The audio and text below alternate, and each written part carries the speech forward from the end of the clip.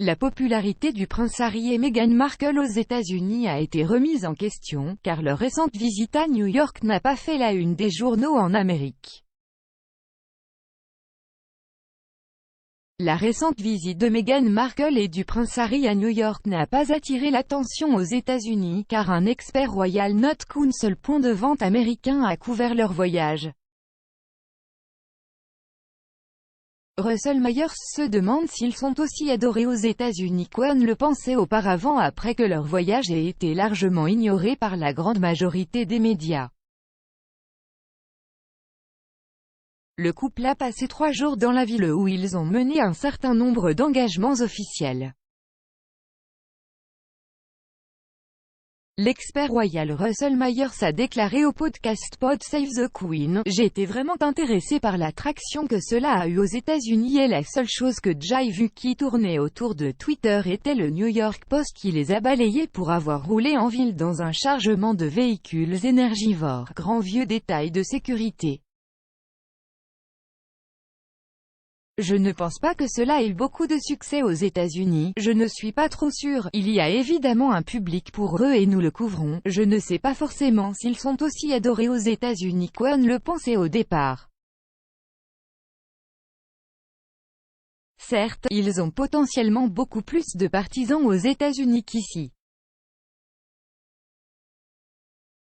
Au Royaume-Uni, le duc et la duchesse de Sussex ont vu leur popularité diminuer après leur décision de se retirer de la famille royale. Selon YouGov, ils sont actuellement classés au 13e et 14e membres les plus populaires de la monarchie, avec un taux d'approbation de seulement 32%. Le voyage du couple à New York a marqué leur première sortie conjointe officielle depuis qu'ils ont quitté la famille royale et le premier engagement public de Meghan depuis la naissance de leur fille Lilibet Diana. Les deux sont arrivés de Californie le 22 septembre et ont passé 3 jours à visiter la ville, culminant avec leur apparition au concert Global Citizen Live. Les engagements comprenaient une visite au One World Trade Center avec le maire de New York, Bill de Blasio, une réunion avec l'Organisation mondiale de la santé et une visite dans une école primaire à Harlem.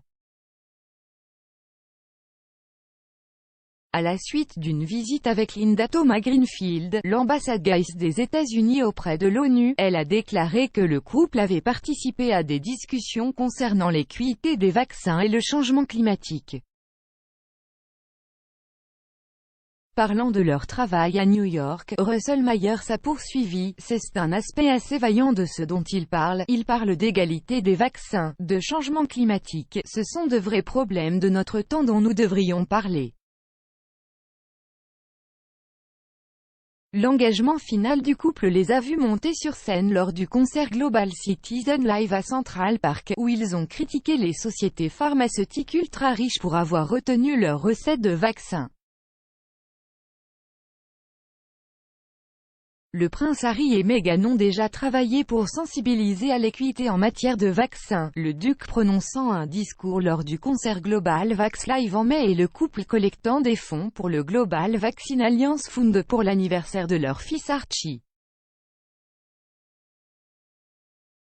Le duc de Sussex devrait ensuite se rendre à New York en novembre, où il assistera au gala inaugural Salute to Freedom, qui honore les militaires et les anciens combattants. Le couple a déménagé aux États-Unis après son départ de la famille royale en mars 2020. Le couple a acheté une maison l'été dernier à Montecito, en Californie, où ils résident actuellement avec leurs 2 jeunes enfants.